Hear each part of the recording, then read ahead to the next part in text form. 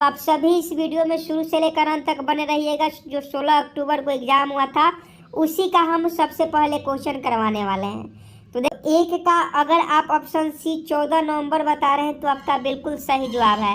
विश्व मधुमेह दिवस कब मनाया जाता है? तो 14 नवंबर को हर साल विश्व मधुमेह दिवस मनाया जाता है। तो एक का option C will be right answer हो जाएगा। नेक्स्ट प्रश्न देख लीजिए कि बिहार विधानसभा में सीटों की संख्या कितनी है? ये आपका 76 पोस्ट के एग्जाम में सभी क्वेश्चन पूछे गए थे बिहार मद्य निषेध का। हिंदी का भी क्वेश्चन करवाएंगे, इंग्लिश का भी क्वेश्चन करवाएंगे और मैथ का भी क्वेश्चन करवाएंगे। और तो फटाफट बताइए कि बिहार विधानसभा में सीटों की संख्या कितनी है। आप सभी को बताए हैं कि बिहार विधानसभा में 243 जो है वह विधानसभा की सीटें हैं। तो ऑप्शन सी 243 आपका बिल्कुल सही जवाब हो जाएगा। और बिहार लोकसभा की सीट कितनी है आप कमेंट बॉक्स में ज़रूर बताइएगा। अगर आप जानते हैं तो हमें ज़रूर बताइए कि बिहार लोकसभा की सीटें कितनी हैं। आगे देख लीजिए सबरीमाला मंदिर कहाँ स्थित है? 76 पोस्ट में पूछा गया प्रश्न है कि सबरीमाला मंदिर कहाँ स्थित है। देखिए क्वेश्चन रिपीट हो सकते हैं, इसलिए आप लोग ध्यानपूर्वक पढ़िएगा। तो देखिए क्वेश्चन पूछा गया था मद्य निषेध के एग्जाम में कि सबरीमाला मंदिर कहाँ स्थित है। तो आप सभी जानते हैं कि यह केरल राज्य में है, क्योंकि जब राम जी का वनवास हुआ था तो सबरी नामक एक उनका भक्त था, उनसे मिलने गए थे। तो सबरीमाला मंदिर जो है वह केरल में ही है। ऑप्शन बी आपका बिल्कुल राइट आंसर हो जाएगा। नेक्स्ट क्वेश्चन देख लीजिए कि गांधी जी ने दांडी मार्च कहाँ से आरंभ किया। बहुत इजी क्वेश्चन पूछा जाता है कि गांधी जी ने दांडी मार्च कहाँ से आरंभ किया। आप सभी जानते हैं कि साबरमती आश्रम से गांधी जी ने दांडी मार्च आरंभ किया था। तो साबरमती आश्रम बिल्कुल सही जवाब हो जाएगा। नेक्स्ट प्रश्न देख लीजिए कि गांधी सागर बांध किस नदी पर है। तो 5 का फटाफट सही जवाब बताइएगा कि गांधी सागर बांध किस नदी पर स्थित है। तो 5 का ऑप्शन है चंबल नदी हो जाएगा। गांधी सागर बांध किस नदी पर स्थित है? तो चंबल नदी पर स्थित है। तो 5 का ऑप्शन है सही जवाब हो जाएगा। आगे देख लीजिए कैल्शियम का परमाणु संख्या क्या है, फटाफट बताइएगा। कैल्शियम का परमाणु संख्या क्या है? तो इसका सही जवाब 20 हो जाएगा। कैल्शियम का जो परमाणु संख्या होता है वो 20 होता है। नेक्स्ट क्वेश्चन देखिए नीति आयोग के वर्तमान अध्यक्ष कौन है? एक 76 पोस्ट में क्वेश्चन पूछा गया था। सभी क्वेश्चन 76 पोस्ट में पूछे गए हैं, मतलब आपको हम प्रीवियस क्वेश्चन करवा रहे हैं। जो बिहार मद्य निषेध के एग्जाम में क्वेश्चन पूछे गए थे वही क्वेश्चन हम आपको करवा रहे हैं, ताकि आपको एक आइडिया लग जाए कि इस प्रकार से क्वेश्चन पूछा जाता है और आने वाला 1 महीना हम लोग इस प्रकार से तैयारी करें। तो 7 नंबर का सही जवाब बताइए कि नीति आयोग के वर्तमान उपाध्यक्ष कौन है। तो देखिए उपाध्यक्ष जो है वो सुमन बेरी हैं। सुमन बेरी आपका सही जवाब हो जाते हैं। नीति आयोग के वर्तमान उपाध्यक्ष सुमन बेरी है। अगला क्वेश्चन पूछा गया था कि बायोगैस का मुख्य घटक, आप सभी जानते हैं बायोगैस का जो मुख्य घटक होता है वो मीथेन होता है, जिसका रासायनिक सूत्र CH4 होता है। आगे देख लीजिए कि भारत के 49वें मुख्य न्यायाधीश कौन है। तो आप सभी जानते हैं कि भारत के जो 49वें मुख्य न्यायाधीश है वह जस्टिस उदय उमेश ललित है। बहुत सारे बच्चे क्वेश्चन को गलत करके आए थे, तो याद रखिएगा कि भारत के 49वें मुख्य न्यायाधीश कौन है? जस्टिस उदय उमेश ललित है। आगे देख लीजिए राष्ट्रीय मतदाता दिवस की तिथि को मनाया जाता है। आप सभी जानते हैं, ये आपको क्वेश्चन करवाए भी हैं कि राष्ट्रीय मतदाता दिवस हर साल 25 जनवरी को मनाया जाता है। 25 जनवरी को वोटर डे के रूप में मनाया जाता है। तो याद रखिएगा कि राष्ट्रीय मतदाता दिवस की तिथि को मनाया जाता है तो 25 जनवरी को मनाया जाता है। अगला प्रश्न पूछा गया था कि रूस में ड्यूमा क्या था। तो आप सभी जानते हैं रूस का जो संसद का नाम है वह ड्यूमा है। ये आप सभी को मालूम होगा कि रूस के संसद का नाम क्या है? ड्यूमा है। तो ऑप्शन सी संसद आपका सही जवाब हो जाता। नेक्स्ट प्रश्न देख लीजिए कि विश्व की सर्वाधिक औसत वर्षा कहाँ होती है। तो आप सभी जानते हैं विश्व की सर्वाधिक वर्षा जो होती है मौसिनराम में होती है, ये मेघालय में होती है। ये देखिए 13 नंबर मतदान की आयु 21 वर्ष से घटाकर 18 वर्ष की गई। आपको बताना है कि किस संविधान संशोधन के द्वारा मतदान का जो आयु है वह 21 वर्ष से घटाकर 18 वर्ष कर दिया गया था। तो इसका सही जवाब ऑप्शन बी 61वें संविधान संशोधन हो जाता। 61वें संविधान संशोधन में 21 से घटाकर 18 मतदाता का आयु निर्धारित किया गया था। नेक्स्ट प्रश्न पूछा गया था कि सुप्रसिद्ध फिल्म गांधी का निर्देशन किसने किया। तो सभी लोग जानते हैं और फटाफट सही जवाब बताएंगे। तो देखिए सुप्रसिद्ध फिल्म गांधी का जो निर्देशन है वह आपका वेंग किंगसले ने किया था। वेंग किंगसले सुप्रसिद्ध फिल्म गांधी का निर्देशन किया था, तो इसका सही जवाब हो जाएगा। क्वेश्चन पूछता है कि गांधी फिल्म में गांधी जी का भूमिका किसने निभाया था, ये भी क्वेश्चन आप लोग याद रखिएगा, पूछा जाता है। 10th लेवल का क्वेश्चन है जो आपके एग्जाम में डायरेक्ट देखने को मिलेंगे। तो देखिए, अगर आप बिहार मद्य निषेध के एग्जाम में इस बार चाहते हैं एक सीट पक्का करना, अगर आप चाहते हैं इस बार सिलेक्शन लेना, तो आप सभी इस बुक को जरूर ले लें। देख लीजिए, अगला क्वेश्चन आपका हिंदी का है कि ईश्वर का सही पर्यायवाची है। तो पर्यायवाची शब्द आप सभी मालूम होगा, अगर थोड़ा सा भी हिंदी व्याकरण अगर आप पढ़ेंगे तो पर्यायवाची शब्द, विलोम शब्द, संधि विच्छेद सब क्लियर हो जाएगा। तो ईश्वर का पर्यायवाची क्या हो जाएगा, तो ईश्वर का जो पर्यायवाची होता है वह नियंता होता है, सृजनहार होता है। नियंता, सृजनहार, प्रभु, भगवान, ये सभी ईश्वर का सही पर्यायवाची शब्द होता है। तो ऑप्शन है नियंता सृजनहार वाला बिल्कुल सही जवाब हो जाएगा। इसमें बहुत बच्चे कंफ्यूज थे और ऑप्शन बी मार के आए थे, जो बिल्कुल गलत था।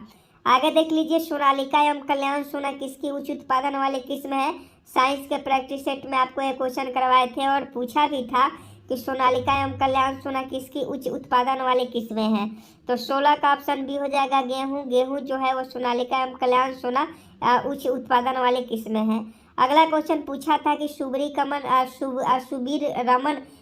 रमन कप किस खेल से संबंधित है। तो देखिए, कप और खेल बार बार आपको करवाते हैं कि नहीं, कि संतोष ट्रॉफी किस खेल से संबंधित है, आगा खा कप किस खेल से संबंधित है। तो याद रखिएगा, पूछा जाएगा।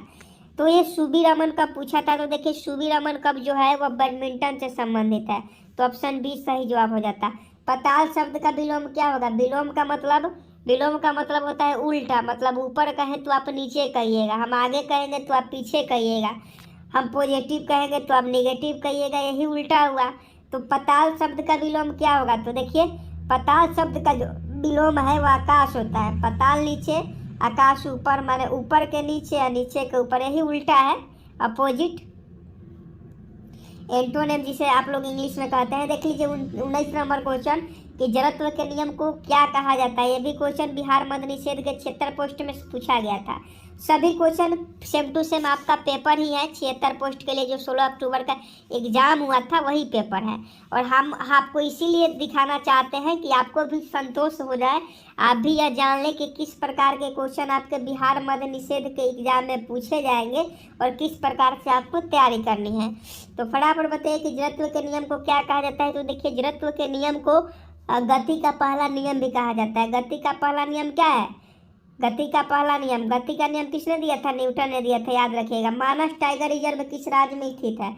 बहुत बार ये क्वेश्चन करवाए हैं कि मानस टाइगर रिजर्व किस राज्य में स्थित है। तो यह आपका असम में है। काजीरंगा असम में है, मानस असम में है। आगे देख लीजिए, विश्व स्वास्थ्य दिवस 2022 की थीम क्या थी। तो सबसे पहले फायरमैन में पूछा था कि विश्व स्वास्थ्य दिवस कब मनाया जाता है।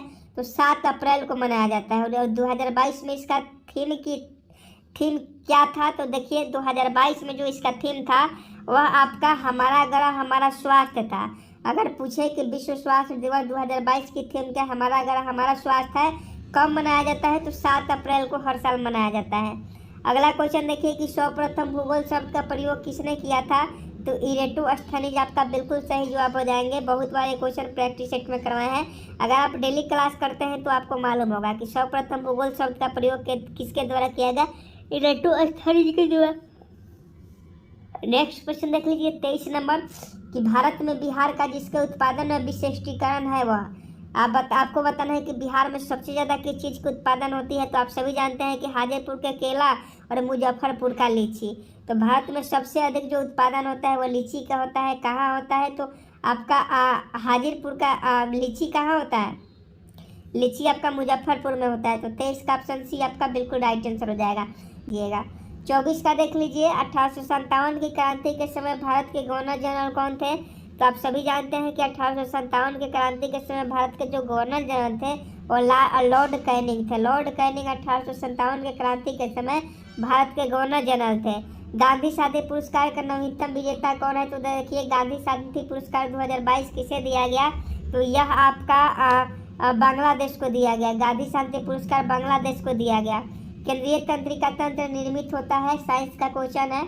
इसीलिए साइंस और जीके के दोनों क्वेश्चन मिक्स करवाते हैं, कभी अलग अलग करवाते हैं, ताकि आप हर तरह से तैयार हो पाए।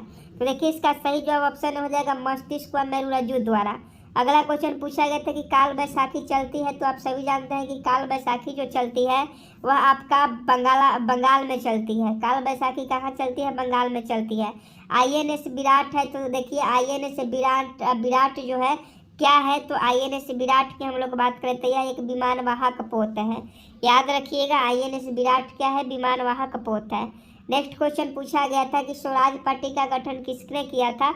तो आप सभी जानते हैं कि स्वराज पार्टी का जो गठन है वह आपका चित्तरंजन दास और मोतीलाल नेहरू के द्वारा किया गया। तो याद रखिएगा CR दास यानी चित्तरंजन दास और मोतीलाल नेहरू के द्वारा स्वराज पार्टी का गठन किया गया।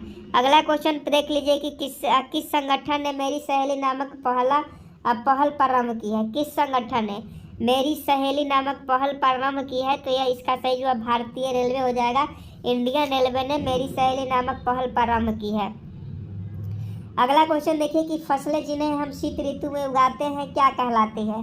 तो 31 का सही जवाब शीत ऋतु में। अभी शीत का ऋतु चल रहा है, मतलब शरद ऋतु चल रहा है, और अभी हम किस प्रकार के फसल उगाते हैं? तो गेहूँ उगाते हैं। तो गेहूँ आपका रबी फसल है। तो बहुत सारे बच्चे कंफ्यूज थे, याद रखिएगा शीत ऋतु में कौन से फसल उगाई जाते हैं? रबी उगाई जाती है, और वर्षा ऋतु में खरीफ। आगे देख लीजिए कौन सा तत्व सोलर सेल को बनाने के लिए मुख्य रूप से उपयोग किया जाता है? फटाफट 32 का सही जवाब बताइएगा कि कौन सा तत्व सोलर सेल को बनाने के लिए मुख्य रूप से उपयोग किया जाता है? तो 32 का ऑप्शन भी सिलिकॉन हो जाएगा। सिलिकॉन जो है वो सोलर सेल बनाने के लिए मुख्य रूप से उपयोग किया जाता है। नेक्स्ट क्वेश्चन देखिए कि गांधी जी के अनुसार भारत को स्वराज मिलने पर शिक्षा का ध्येय क्या होना चाहिए था? तो उनका चरित्र निर्माण होना चाहिए था। 33 का ऑप्शन हो जाएगा, ना कि डिग्री हासिल करना। आगे देख लीजिए अगला प्रश्न 33 हो गया। अब 34 नंबर प्रश्न हम लोग देखेंगे। ये भी क्वेश्चन पूछा गया था कि ओजोन का एक अणु कितने ऑक्सीजन परमाणु से बना होता है? तो ओजोन का सूत्र ही होता है वो 3। तो ऑक्सीजन की संख्या कितनी है? 3 है। तो देख लीजिए ऑप्शन बी सही जवाब हो जाता है। ओजोन का एक अणु कितने ऑक्सीजन परमाणु से बना है? 3 से। अगला प्रश्न देखिए कि दुनिया की सबसे ऊंची दूरबीन वेधशाला स्थित है। दुनिया की सबसे ऊंची दूरबीन वेधशाला स्थित है। तो 35 का ऑप्शन भी भारत हो जाएगा। दुनिया की सबसे ऊंची दूरबीन वेधशाला भारत में स्थित है। लोकसभा को भंग कौन कर सकता है? फटाफट सही जवाब बताइएगा कि लोकसभा का भंग कौन कर सकता है? और लोकसभा को भंग कौन कर सकता है? तो ऐसा क्वेश्चन अगर पूछे तो राष्ट्रपति कर सकता है। ग्रीन हाउस प्रभाव जुड़ा हुआ है। तो देखिए ग्रीन हाउस जो प्रभाव है वो आप सभी जानते हैं कि CO2 से कार्बन डाइऑक्साइड से जुड़ा होता है। तो देख लीजिए ऑप्शन ए है कार्बन डाइऑक्साइड आपका बिल्कुल सही जवाब हो जाएगा। CO2 किससे जुड़ा है? कार्बन डाइऑक्साइड से जुड़ा है।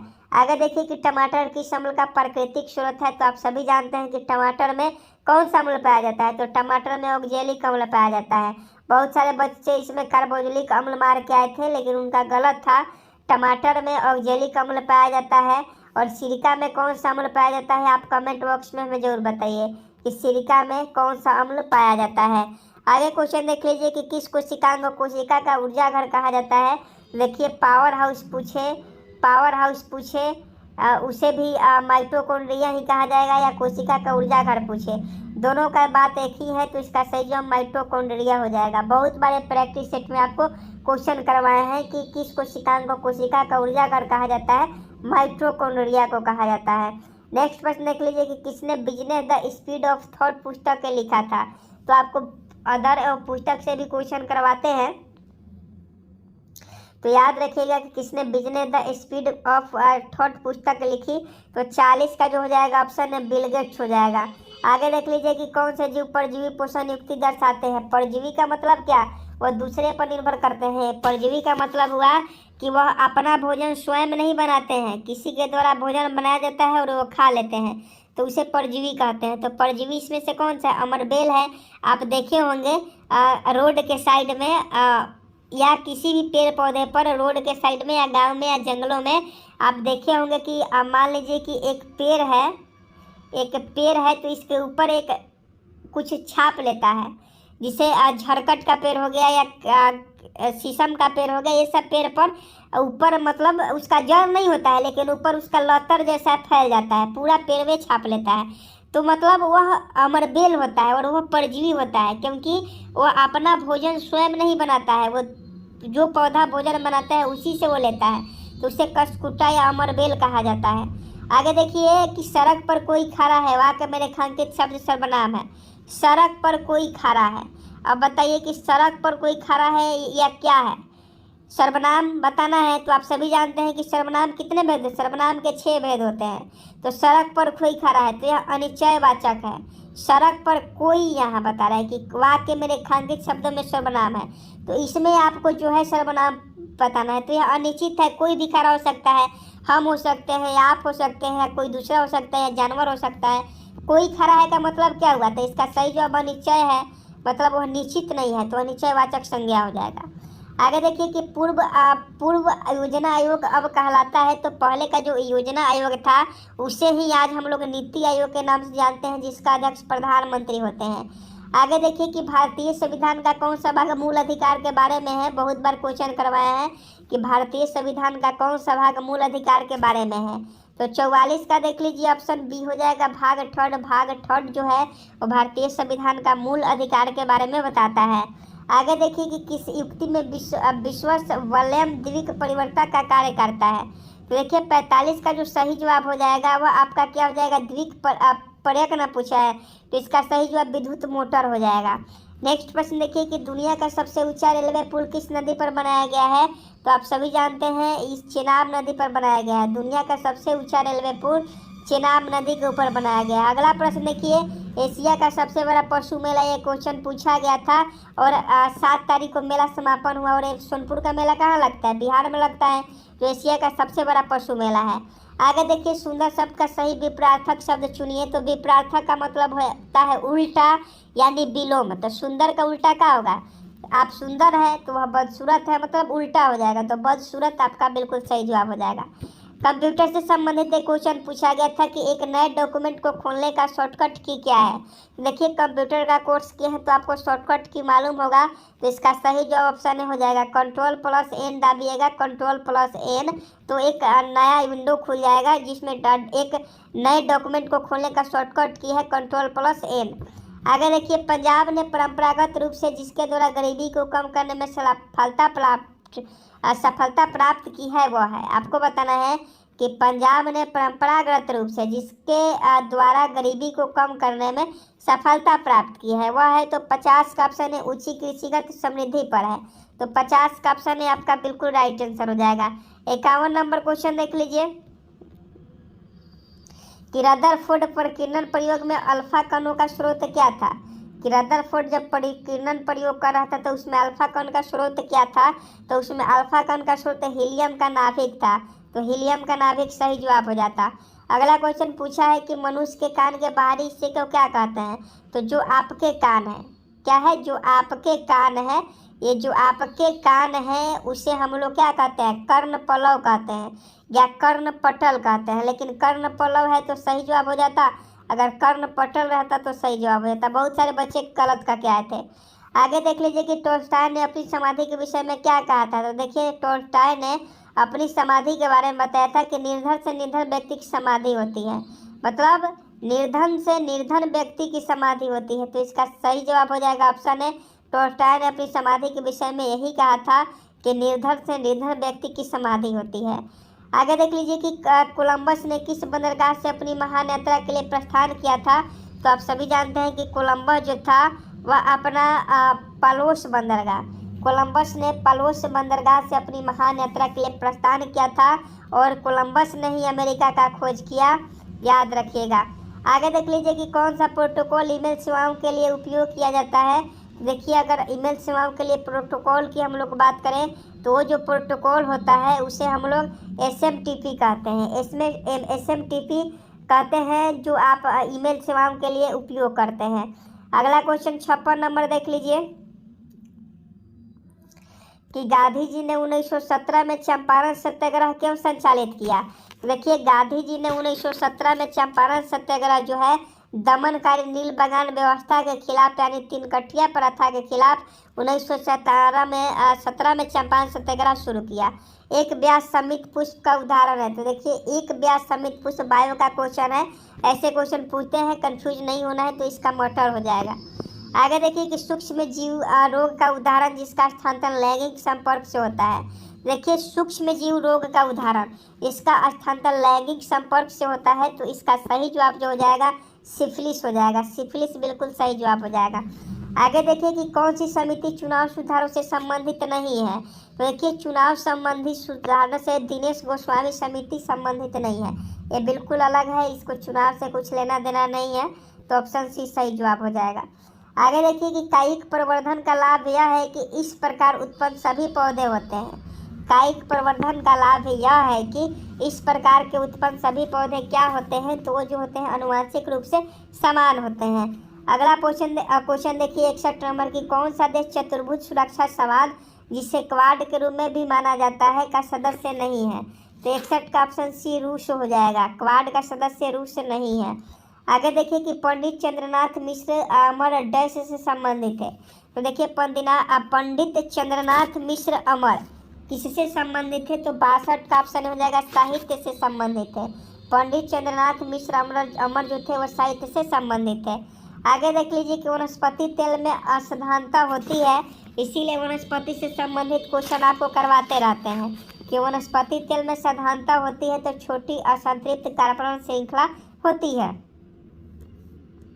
आगे देखिए कि साइनोबैक्टीरिया तथा माइकोप्लाज्मा किस समूह के उदाहरण है। तो फटाफट जवाब बताइएगा कि साइनोबैक्टीरिया तथा माइकोप्लाज्मा किस समूह के उदाहरण है, तो फंजाई के उदाहरण है। याद रखिएगा साइनोबैक्टीरिया तथा माइकोप्लाज्मा जो है वह फंजाई समूह के उदाहरण है। नेक्स्ट प्रश्न देख लीजिए कि निम्न में से पुष्पित पादप का कौन सा भाग द्विगुणित नहीं है। आप ऑप्शन पहले पढ़िएगा तब आंसर दीजिएगा, घबराइएगा मत, आराम से आंसर दीजिए। ऑप्शन है अंडा, बिल्कुल डीम बिल्कुल सही जवाब बता रहे हैं कि पुष्पित पादप का कौन सा भाग द्विगुणित नहीं है, तो अंडा होता है। अगला प्रश्न देख लीजिए। देखिए वीडियो को लाइक नहीं किए हैं तो वीडियो को लाइक कर दीजिए, क्योंकि आपके कहने पर ही 100 क्वेश्चन का प्रैक्टिस सेट लाए हैं, जो प्रीवियस ईयर क्वेश्चन है, जो आपके एग्जाम में बहुत हेल्प करेगा। एग्जाम में बैठने से पहले आपको एक आइडिया हो जाएगा कि इस प्रकार से आपको तैयारी करना है, ये क्वेश्चन पूछे जा सकते हैं। और जितने भी हमारे दोस्त हैं जो आने वाले बिहार पुलिस या बिहार मध्य निषेध के एग्ज़ाम की तैयारी कर रहे हैं, अभी तक चैनल को सब्सक्राइब नहीं किए हैं, तो रिक्वेस्ट है कि आज सब्सक्राइब कर लीजिए चैनल को और बेल आइकन को प्रेस कर दीजिए। देख लीजिए अगला क्वेश्चन कि भारतीय संविधान की उद्देशिका में 42वें संविधान संशोधन द्वारा निम्न में कौन सा शब्द नहीं जोड़ा गया।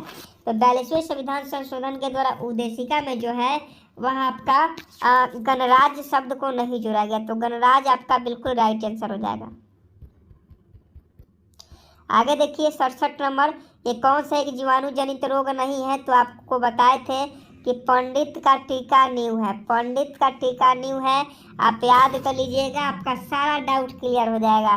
तो एंथ्रेक्स जिसे हम लोग गिल्टी रोग कहते हैं, एंथ्रेक्स जिसे हम लोग गिल्टी रोग कहते हैं, यह एक जीवाणु जनित रोग नहीं है। बाकी हैजा जीवाणु से होता है, क्षय रोग जीवाणु से होता है, इन्फ्लुएंजा जो होता है जीवाणु से होता है। आगे देखिए कि स्वच्छ भारत मिशन के तहत खुले में शौच मुक्त ODF घोषित होने वाला प्रथम राज्य कौन सा था। तो 68 का सही जवाब देख लीजिए, ऑप्शन भी हो जाएगा सिक्किम था। कौन सा शाख का औपचारिक स्रोत है, शाख, कौन सा शाख का औपचारिक स्रोत है। तो यह सहकारी समितियां है, सहकारी समितियां जो है वह शाख का औपचारिक स्रोत है। नेक्स्ट प्रश्न देखिए कि कौन सा वर्ण कोहरे से न्यूनतम परिकेंद्रित होता है। तो 70 का ऑप्शन बी हो जाएगा लाल रंग, लाल रंग जो है सबसे कम परिकेंद्रित होता है, इसीलिए इसका उपयोग हेडलाइट में किया जाता है। आगे देखिए कि किस उपकरण के उपयोग से किसी तरल पदार्थ के विशिष्ट गुरुत्व को मापा जाता है। तो 71 का ऑप्शन बी हो जाएगा हाइड्रोमीटर, हाइड्रोमीटर उपकरण के उपयोग से किसी तरल पदार्थ के विशिष्ट गुरुत्व को मापा जाता है। आगे देखिए कि समस्थानिकों के रासायनिक गुण समान होते हैं क्योंकि उनके, देखिए समस्थानिक के रासायनिक गुण समान होते हैं क्योंकि परमाणु क्रमांक उनके समान होते हैं। सरकार के स्वामित्व का क्षेत्र कहलाती है, 73 नंबर क्वेश्चन है कि सरकार के स्वामित्व का क्षेत्र सार्वजनिक क्षेत्र कहलाती है। तो 73 का ऑप्शन ए हो जाएगा सार्वजनिक क्षेत्र। आगे देख लीजिए कि खाद्य श्रृंखला का प्रथम पोषण स्तर निर्भर करता है। तो आप सभी जानते हैं कि अगर उत्पादक नहीं रहे तो कोई भी खाद्य श्रृंखला नहीं बन पाएगा। तो 74 का ऑप्शन ए हो जाएगा। कौन सा इमल्सन का उदाहरण है इमल्सन का? तो दूध जो है इमल्सन यानी पायस का उदाहरण है। तो 75 का ऑप्शन सी दूध यानी मिल्क बिल्कुल सही जवाब हो जाएगा। अगला क्वेश्चन देखिए कि एटीपी के अंतस्थ फास्फोट संलग्न बंध के खंडित होने पर किसकी तुल्य ऊर्जा गोढ़ित होती है? फिजिक्स का क्वेश्चन है। आप सभी जानते हैं कि एटीपी के अंतस्थ फास्फोट संलग्न बंधन के खंडित होने पर किसकी तुल्य ऊर्जा गोढ़ित होती है? तो 30.5 kg मोल 30.5 kg मोल के 30.5 kg मोल जो है ऊर्जा तुल्य ऊर्जा गोढ़ित होती है। वेदोवक्त शब्द का संधि विच्छेद कीजिए। देखिए तो संधि किसे कहते हैं? तो दो वर्णों के मेल से जो विकार उत्पन्न होता है उसे संधि कहते हैं, और इसी को हम लोग को विकार उत्पन्न कर देना है। तो इसका सही जवाब वेद प्लस युक्त हो जाएगा। वेद युक्त आपका बिल्कुल सही जवाब हो जाएगा। आगे देखिए कि सरकारिया आयोग बनाया गया था। सरकारिया आयोग बनाया गया था। आप सभी जानते हैं सरकारिया आयोग का जो निर्माण था वह केंद्र राज्य संबंधों का पूर्ण अवलोकन करने के लिए बनाया गया था। तो इसका सही जवाब ऑप्शन ए हो जाएगा। आगे देखिए कि प्रादेशिक जल एवं संसाधन समुद्रों में किस दूरी तक सुरक्षित होते हैं? देखिए प्रादेशिक जल सीमा एवं संसाधन समुद्रों में जो दूरी है वह आपका कितना होना चाहिए? 12 नॉटिकल मील होना चाहिए। 12 नॉटिकल मील तक सुरक्षित रहता है। आगे देखिए कि किसे विजन 2010-2020 के लिए ODI player of the decade बताया गया? तो 80 का ऑप्शन क्या हो जाएगा? बी हो जाएगा विराट कोहली को। किसे विजन 2010-2020 के लिए ODI player of the decade बताएगा? विराट कोहली को। आगे देख लीजिए मैथ का क्वेश्चन है और आप लोग सॉल्व कीजिएगा कि नीतू की सैलरी से 55% अधिक है। नीतू की सैलरी से कितनी परसेंट कम है? फटाफट सही जवाब बताइए। 81 का सही जवाब क्या हो जाएगा? ऐसा क्वेश्चन हम आपको मैथ के क्लास में करवाए थे कि नीतू की सैलरी से 50% अधिक है। क्वेश्चन को ध्यान से पढ़िएगा। नीतू की सैलरी जो है नीतू की सैलरी से 50% अधिक है। तो नीतू की सैलरी x मान लीजिए और नीतू की सैलरी मान लीजिए, उसके बाद 50% अधिक है। तो नीतू की सैलरी से कितना हो जाएगा? तो देखिए इसको निकालिएगा जब, तो 81 का जो आपका सही जवाब आएगा वह 33.5% आएगा। मतलब 33.1/3% जो है आपका हो जाएगा। 50% इसको मान लीजिए। तो अगर मान लीजिए कि नीतू की सैलरी यहाँ 100 भी मान सकते हैं, लेकिन x मानकर बनाइएगा तो आप इजीली इसे सॉल्व कर सकते हैं। ये देख लीजिए एक चतुर्भुज के कोण 3, 5, 9, 13 के अनुपात में है। तो चतुर्भुज के सभी कोण हैं, तो सभी कोण आपको बताना है कि एक चतुर्भुज के कोण अनुपात में है। 3, 5, 9, 13 के अनुपात में है। तो चतुर्भुज के सभी कोण हैं। देखिए इसको सही सॉल्व करने के लिए आपको क्या करना होगा? 12 3 36, 12 5 60, 12 9 28 या 12 13 156। इसमें सभी में 12 से गुना कर दीजिए। 12 गुने 12 गुने 12 गुने 12, तो गुना कीजिएगा तो 36, 60, 108, 156 आ जाएगा। क्योंकि ये 3 से 36 12 12 में जाएगा, 5 से 60 12 12 में, 9 से 108 12 12 में और 13 से 156 12 12 में। तो इस पर का टेक्निकल क्वेश्चन है, तो थोड़ा सा माइंड लगाइएगा, सॉल्व कर लीजिएगा। ये देखिए एक धनराशि चक्रवृद्धि ब्याज की दर से 6 वर्षों में स्वयं की दुगनी हो जाती है।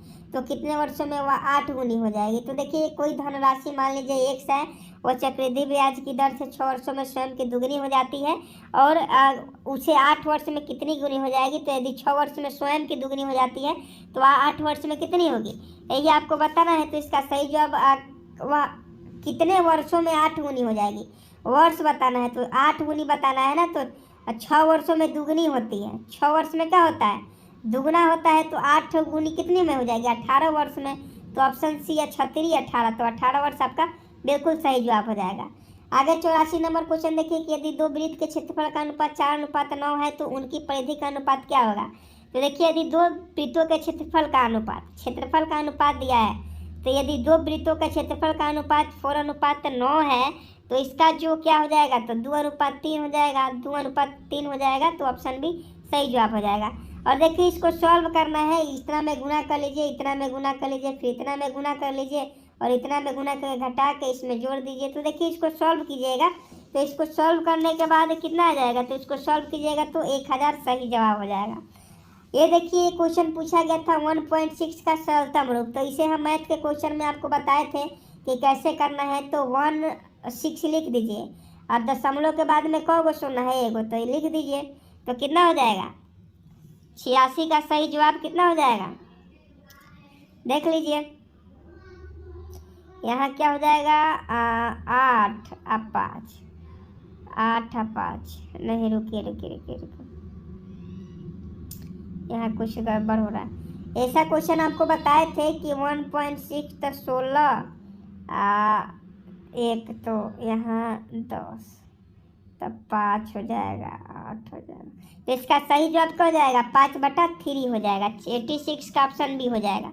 इसे सॉल्व कर लीजिएगा, इसको भी सॉल्व कर लीजिएगा तो आ जाएगा। यहाँ देख लीजिए 88 नंबर कि 50 miles dash a long distance, 50 miles dash a long distance. तो 88 का ऑप्शन भी हो जाएगा ईज, क्योंकि यहाँ आर का तो प्रयोग होगा नहीं, बहुवचन है नहीं। तो 50 miles is a long distance, 50 miles is a long distance. तो ईज यहाँ भराएगा, यानी ऑप्शन भी सही जवाब हो जाएगा। आगे देखिए, passengers dash to smoke in the train, passengers dash to smoke in the train. तो 89 का देख लीजिए, was not allowed, had not allowed, और देख लीजिए will not allowed, are not allowed. तो देखिए यहाँ क्या हो जाएगा, क्या कितना नंबर क्वेश्चन है, यहाँ देख लीजिए, आ जाते हैं, यहाँ कहाँ गया यार, यहाँ देख लीजिए, यहाँ 89 नंबर क्वेश्चन है कि पैसेंजर्स। तो यहाँ देखिए एस लगा है, मतलब एक पैसेंजर, पैसेंजर का मतलब क्या हुआ, पूरा यात्री, मतलब पैसेंजर ट्रेन का आप लोग नाम सुने होंगे, ट्रेन ही है कि passengers to smoke in the train. जो भी ट्रेन में बैठे पैसेंजर थे वो क्या कर रहे थे, स्मोक कर रहे थे, धूम्रपान कर रहे थे। तो यहाँ आर होगा, are not allowed, are not allowed यहाँ हो जाएगा। तो ऑप्शन डी में शायद है कि passenger are not allowed to smoke in the train, मतलब पैसेंजर्स को अलाउ नहीं है कि वह ट्रेन में स्मोक करेगा। तो ये देख लीजिए आर नॉट अलाउड कहीं है, 89 नंबर में देख लीजिए आर नॉट अलाउड, हाँ देख लीजिए ऑप्शन डी है, तो ऑप्शन डी सही जवाब हो जाएगा। आगे देखिए 90 नंबर की, he has been waiting here 6 o'clock, he has been waiting here dash 6 o'clock। तो देखिए आप सभी जानते हैं, आपको बहुत बार बताए होंगे कि ऐसा समय को जब दर्शाए या समय को जब दर्शाए या वो क्लॉक रहे 6 o'clock, 7 o'clock, 10 o'clock, तो वहाँ सिंस का प्रयोग होगा। तो he has been awaiting here since 6 o'clock, मतलब 6 बजे से ही वह आप इंतज़ार कर रहा है। स्ट्रॉन्ग का सिनोनिम बताना है। स्ट्रॉन्ग का मतलब क्या होता है, मजबूत होता है, और सिनोनिम का मतलब क्या होता है, पर्यायवाची होता है। तो स्ट्रॉन्ग का मजबूत का पर्यायवाची क्या होगा, तो मजबूत का जो पर्यायवाची होगा वह स्टडी हो जाएगा, स्टडी आपका बिल्कुल सही जवाब हो जाएगा।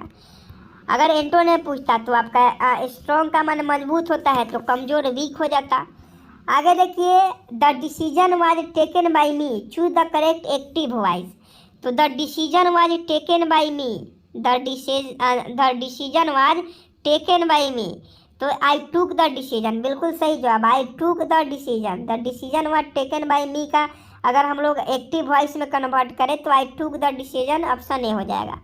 आगे देखिए 93 नंबर की, she dash speak several language at present, मतलब वह अनेकों लैंग्वेज में बात कर सकता है। वर्तमान में वह अनेकों अंग्रेज में बात कर सकता है। तो यहाँ देख लीजिए क्या भराएगा, तो यहाँ कैन भराएगा। She can speak several language at present, मतलब वर्तमान में अनेकों लैंग्वेज में, माने मेनी सेवरल, माने अधिक लैंग्वेज में वो बात कर सकता है, कर सकती है, क्योंकि सी है। आगे देखिए, she says I am going to school, choose the indirect speech. Indirect, direct में दिया है, इनडायरेक्ट आपको बनाना है, तो इसको चूज कीजिएगा। तो सबसे पहले गोइंग को उठा लीजिए, तो देख लीजिए गोइंग को उठाइएगा यहाँ से, तो इसमें नहीं है, इसमें नहीं है, इसमें नहीं है, तो गोइंग टू स्कूल आपका सही जवाब हो जाएगा। I am going to school, इसको इनडायरेक्ट स्पीच में बनाइएगा तो यह गोइंग टू स्कूल हो जाएगा, और डायरेक्ट कीजिएगा तो I am going to school हो जाएगा।